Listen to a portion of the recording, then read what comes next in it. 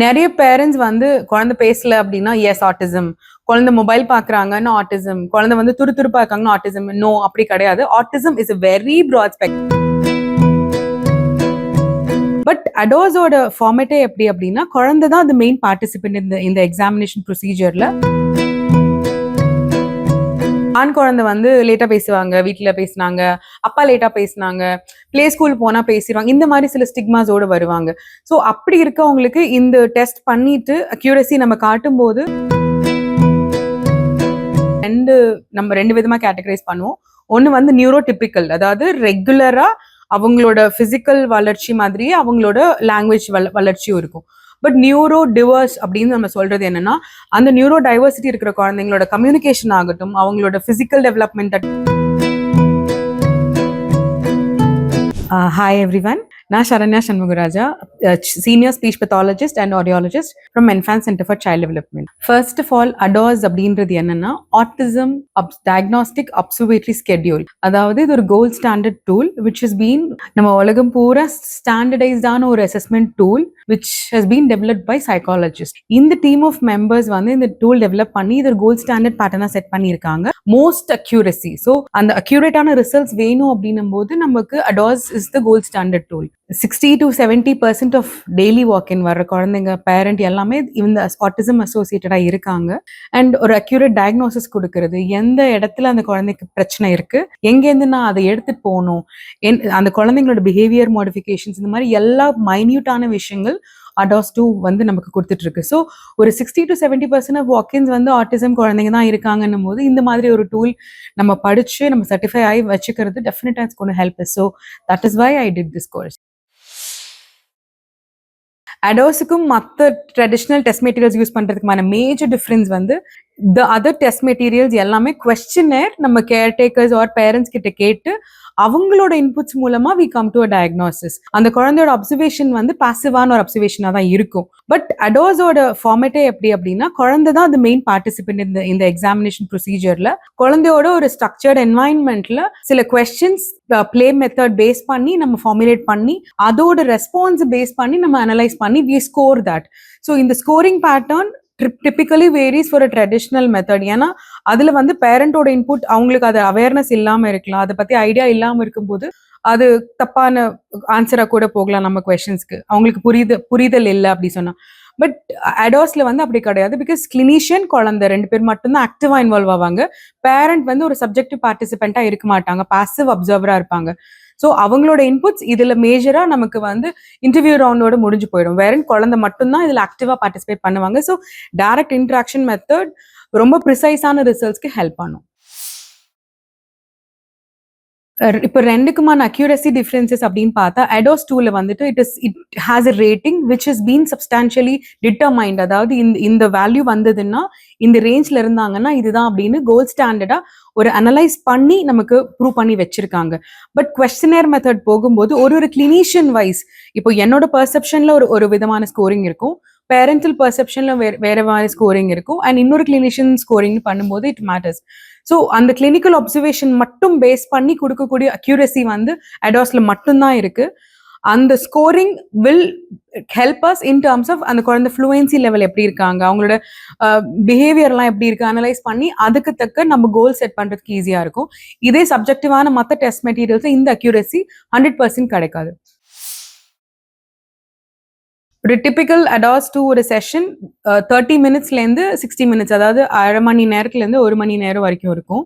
அந்த செஷன் வந்து நம்ம ஸ்ட்ரக்சர்டான என்வாயன்மெண்ட்ல நம்மளோட கிட் வச்சிருப்போம். அந்த கிட்ல இருக்கிற டூல்ஸ் அண்ட் எக்யூப்மெண்ட்ஸ் பேஸ் பண்ணி தான் ஒரு ஸ்ட்ரக்சர்டான இன்புட்ஸ் குழந்தைக்கு கொடுத்து அவங்களோட பிஹேவியர் என்ன, அவங்களோட ஆக்சுவல் ரெஸ்பான்ஸ் டு அந்த ஸ்டிமுலஸ்க்கு என்ன அப்படின்றத நம்ம அப்சர்வ் பண்ணுவோம். அடோஸ் 2 வந்து டிபிக்கலா ஒரு வயசு குழந்தை, அதாவது 12 மாச குழந்தைலேருந்து அடல்ட்ஹுட் வரைக்கும் நம்ம யூனிவர்சலா ஏஜ் குரூப் எல்லாருக்கும் யூஸ் பண்ணலாம். 5 மாடியூல்ஸ் இருக்கு. ஃபர்ஸ்ட் மாடியூல், செகண்ட் மாடியூல் ப்ரிடாமினண்டா நம்ம இந்தியாவில் யூஸ் பண்ணக்கூடிய மாடியூல். ஏன்னா இதோட ஏஜ் குரூப் வந்து ஒரு பேச ஆரம்பிக்கிற குழந்தை ஒரு மினிமலா இன்ட்ராக்ஷன்ஸ் இருக்கு, ஏஜ் அப்ராப்ரியேட்டா அந்த குழந்தையோட ரெஸ்பான்ஸ் இல்லைன்னு சொல்லுவோம் இல்லையா, அந்த மாதிரி குழந்தைங்களுக்கான மாடியூல்ஸ் தான் நம்பர் 1 அண்ட் நம்பர் 2. இந்த 2 மாடியூலோட பேசிக்கான கிரைட்டீரியா நம்ம என்னெல்லாம் அனலைஸ் பண்ணுவோம் அப்படின்னு பார்த்தா, குழந்தையோட கம்யூனிகேஷன் பேட்டர்ன் எந்த மாதிரி வெர்பலா இருக்காங்களா, நான் வெர்பலா, இல்ல வேற ஏதாவது மோட், கெஸ்டர்ஸ், சிக்னல்ஸ், எந்த மாதிரி கம்யூனிகேஷன் அவங்களோட தேவைகள் சொல்றதுக்கு யூஸ் பண்றாங்க. அதுக்கு அடுத்து அவங்களோட பிஹேவியர். இப்போ ஒரு டாய் கொடுக்குறோம்னா அந்த டாய் வச்சு எப்படி ப்ரொடக்டிவா விளையாடுறாங்க. எக்ஸாம்பிள் ஒரு கார் கொடுத்தோம்னா அதை ஸ்ட்ரெயிட்டா வச்சு அடுத்த ஆப்போசிட்ல இருக்கவங்களுக்கு பாஸ் பண்றாங்களா, இல்ல அதை ரிவர்ஸ் பண்ணி அதை உல்டாவா பண்ணி இப்படி வச்சு விளையாடுறாங்களா, ஒரு கிளே டாவ் இருந்ததுன்னா அதுல ஏதாவது ஸ்ட்ரக்சர்ஸ் பண்றாங்களா, இந்த மாதிரி ஒரு சின்ன சின்ன பிஹேவியர்ஸ் நம்ம கொடுக்குற இன்புட்ஸ்க்கான அவங்களோட எக்ஸாஜரேட். இப்போ ஒரு பலூன் வந்து மேல பறந்துட்டு இருக்கு அப்படி சொல்லி சொன்னா அவங்க எப்படி அதுக்கு ரெஸ்பாண்ட் பண்றாங்க, like wow that's blue balloon அப்படின்னு தெரபிஸ்ட் சொன்னாங்கன்னா யா தட்ஸ் ப்ளூ பலூன், ஒரு ஸ்மைல், இதெல்லாம் ஜாயிண்ட் அட்டென்ஷன் சொல்லுவோம். ஸோ இந்த மாதிரியான ஸ்பெசிபிக் ஃபீச்சர்ஸ் வந்து மாடியூல் 1 and 2ல நம்ம அசஸ் பண்ணுவோம். ஒரு பேரண்ட் செஷன்னா நம்ம கிட்ட இன்ட்ராக்ஷன் வரும்போது ஃபர்ஸ்ட் எஸ் நம்ம இந்த மாதிரி டெஸ்ட் பண்ணி அந்த குழந்தை கூட அப்சர்வேஷன் செஷன் முடிப்போம்.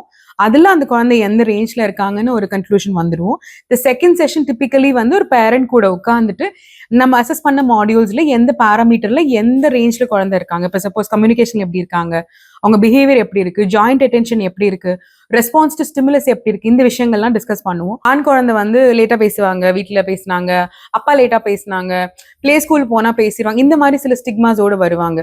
ஸோ அப்படி இருக்கவங்களுக்கு இந்த டெஸ்ட் பண்ணிட்டு அக்யூரசி நம்ம காட்டும் போது they would take some time இதை அக்செப்ட் பண்ணி இது படி போறதுக்கு.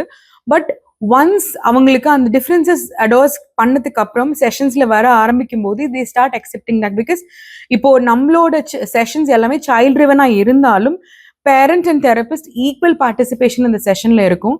ஒரு சின்ன கோல்ஸ் எராடிகேட் பண்ணணும்னா கூட அந்த நாங்க ஒரு தெரபிஸ்டா 20% 30% இன்புட்ஸ் டைம் கொடுப்போம். மற்ற இன்புட்ஸ் எல்லாமே வந்து it's by the parent. So இந்த கொலாபரேட்டிவ் மெஷர் வந்து ஒரு நல்ல அண்டர்ஸ்டாண்டிங், அந்த பிரச்சனையோட அண்டர்ஸ்டாண்டிங் சிவியாரிட்டி புரிஞ்சதுன்னா தான் பண்ண முடியும். நிறைய பேரண்ட்ஸ் வந்து குழந்தை பேசல அப்படின்னா எஸ் ஆட்டிசம், குழந்தை மொபைல் பாக்குறாங்கன்னா ஆட்டிசம், குழந்தை வந்து துருத்துருப்பா இருக்காங்கன்னா ஆட்டிசம். நோ, அப்படி கிடையாது. Autism is a very broad spectrum. அதாவது குழந்தைங்களோட இப்போ எங்களோட டெர்மினாலஜில வந்து நம்ம ரெண்டு விதமா கேட்டகரைஸ் பண்ணுவோம். ஒன்று வந்து நியூரோடிபிக்கல், அதாவது ரெகுலரா அவங்களோட பிசிக்கல் வளர்ச்சி மாதிரியே அவங்களோட லாங்குவேஜ் வளர்ச்சியும் இருக்கும். பட் நியூரோ டிவர்ஸ் அப்படின்னு நம்ம சொல்றது என்னன்னா, அந்த நியூரோ டைவர்சிட்டி இருக்கிற குழந்தைங்களோட கம்யூனிகேஷன் ஆகட்டும், அவங்களோட பிசிக்கல் டெவலப்மெண்ட், தட் இஸ் ஓடுறது, விளையாடுறது, இந்த மாதிரி மைல் ஸ்டோன்ஸ்ல வந்து டிலேஸ் அண்ட் டிவியன்சிஸ் இருந்துகிட்டே இருக்கும். ஸோ ஒரு ஃபர்ஸ்ட் மார்க்கர் சைன் தான் வந்து நான் சொன்ன விஷயங்கள், அதாவது லேட்டா பேசுறது, behaviour changes. But not that எல்லா குழந்தைங்க இந்த சிம்டம்ஸ் இருந்தாலும் ஆட்டிசம் அப்படின்றது கிடையாது. ஜாயிண்ட் அட்டென்ஷன் அப்படின்னா, இப்போ சப்போஸ் ஒரு ஸ்டார் காமிச்சிட்டு that's a glue star நான் சொல்றேன், அந்த ஸ்டார் பார்த்துட்டு திருப்பி என்ன பாக்குறாங்க இல்லையா, அந்த அசோசியேஷன் தான் தட்ஸ் கால் ஜாயிண்ட் அட்டென்ஷன். இந்த ஜாயிண்ட் அட்டென்ஷன்ல பிரச்சனை இருந்தா மட்டும்தான் அந்த குழந்தைக்கு போர்ட் காப்பிங் எழுதுறது எல்லாம் பிரச்சனை இருக்கும். ஸோ டிப்பிக்கலி ஒரு எல்கேஜி குழந்தைக்கு பிரச்சனை. ஸோ த மதர் ஃபெல்ட் அவனுக்கு ஆட்டிஸ்டிக் ஃபீச்சர்ஸ் இருக்கு, ஃபோக்கஸே இல்லை கிளாஸ்லன்னு மேம் சொல்றாங்க அப்படி. பட் இங்க வந்து பார்த்ததுக்கு அப்புறம் அனலைஸ் பண்ணும்போது through our study we understood that அந்த குழந்தைக்கு மைல்டான விஷன் டெபிசிட் இருந்தது.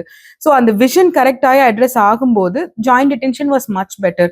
இப்போ ஒரு ஆல்பபெட்ஸ் ஏபிசிடி எல்லாம் வந்து எல்கேஜியில் கத்துப்பாங்க. அந்த ஆல்பபெட்ஸ் வந்து எப்படி எழுதணுன்றது கேட்குறாங்க, like standing line and sleeping line. But போர்டில் பார்த்தா தான் பிக்டோரியலாக அசோசியேட் பண்ண முடியும். இந்த அசோசியேஷன்ல கிளாரிட்டி இல்லைன்னா ஆப்வியஸா வந்து அந்த குழந்தைக்கு எழுதுறதுல டிஃபிகல்ட்டி இருக்கும். So why should I pay attention அப்படின்ற மாதிரி. ஸோ எனி ஃபீச்சர் நம்ம அனலைஸ் பண்ணி ஒரு டெப்தான இவாலுவேஷன் பண்ணா மட்டும்தான் ஆட்டிசமா இல்லையா அப்படின்றதே தெரியும். ஒரு மாசத்துக்கு முன்னாடி வி ஹேட் அ பேஷண்ட். அவங்களோட ஏஜ் வந்து he was around 13 years. Parents சொன்னாங்க 2-3 இடத்துக்கு நாங்க இவாலுவேஷனுக்கு போனோம், சைக்காட்ரிஸ்ட் கிட்டயும் போனோம்.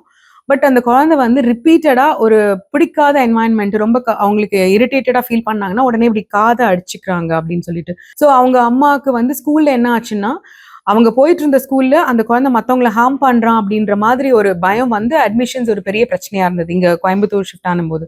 ஸோ என்ன பண்ணாங்கன்னா ஃபைனலி இங்கே நம்ம கிட்ட வந்தாங்க. நம்ம ப்ராப்பர் இவாலுவேஷன் பண்ணிட்டு ஒரு அப்சர்வேஷன் செஷன் டைரக்டா போகும்போது ஒரு ஓட்டோஸ்கோபிக், அதாவது காது செக்அப் பண்ணிடலாம் அப்படின்னு சொல்லிட்டு ஒரு ஓட்டோஸ்கோப் இவாலுவேஷன் பண்ணி பார்த்தோம். When he was sleeping. So அந்த குழந்தை செடேஷன் கொடுத்து கொஞ்சம் காம் பண்ணி தான் இந்த இவாலுவேஷன் நம்ம பண்ற மாதிரி இருந்தது.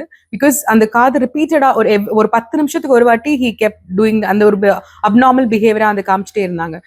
அதுக்கப்புறம் பார்த்தபோது ரிப்பீட்டடா அந்த குழந்தை அந்த காதுல அடிச்சுக்கிட்டதுனால அவங்களுக்கு ஒரு மைல்டான இன்ஃபெக்ஷன் டெவலப் ஆயிருந்தது. ஸோ நம்ம இஎன்டி டாக்டர்ஸ் கிட்ட ரெஃபர் பண்ணினோம். இஎன்டி டாக்டர்ஸ் பார்த்துட்டு என்ன சொன்னாங்கன்னா, அந்த மெடிசின்ஸ் எல்லாம் கொடுத்து அந்த அந்த பொண்ணு கொஞ்சம் ஆறினதுக்கு அப்புறம் they came back to us. We felt we can do a hearing evaluation. So இதுல ஏதாவது இருக்கா, யூஸ்வலாவே ஒரு குழந்தை ஆட்டிசம் ஆர் எனி ப்ராப்ளம் வந்தாங்கன்னா vision and hearing is a major part we check. Because அதுல டெபிசிட்ஸ் இருந்தா லேர்னிங் வந்து கண்டிப்பா ஒரு கஷ்டமான ப்ராசஸாக தான் இருக்கும் ஃபார் எனி இண்டிவிஜுவல். ஸோ அதை செக் பண்ணும்போது அந்த குழந்தைக்கு ஒரு ஹியரிங் லாஸும் அட்ரிபியூட் ஆயிருக்கிறது தெரிஞ்சுது. Now we have fixed him with a hearing aid who is doing so good. அந்த பிஹேவியர் வந்து ஒரு 60 to 70% in a month, ஒரு மாசம் டைம் பீரியட்ல பயங்கரமா எராடிகேட் ஆயிடுச்சு. ஸோ அந்த பிஹேவியர் பேஸ் பண்ணி ஒரு குழந்தை ஏன் பண்றாங்கன்னு நம்ம அனலைஸ் பண்ணோம். லைக் நாட் மை கோல், என்னோட கோல் வந்து அந்த பிஹேவியரை ஸ்டாப் பண்ணணுன்றது எஸ் பிரைமரி கோல். பட் எதனால அதை பண்றாங்க, வாட் இஸ் த ஆன்டிசிடென்ட் அந்த பிஹேவியர் வரதுக்கு அப்படின்னு நம்ம அனலைஸ் பண்ணிட்டோம்னா it gets really easy. So now the child is doing pretty good compared to how he was.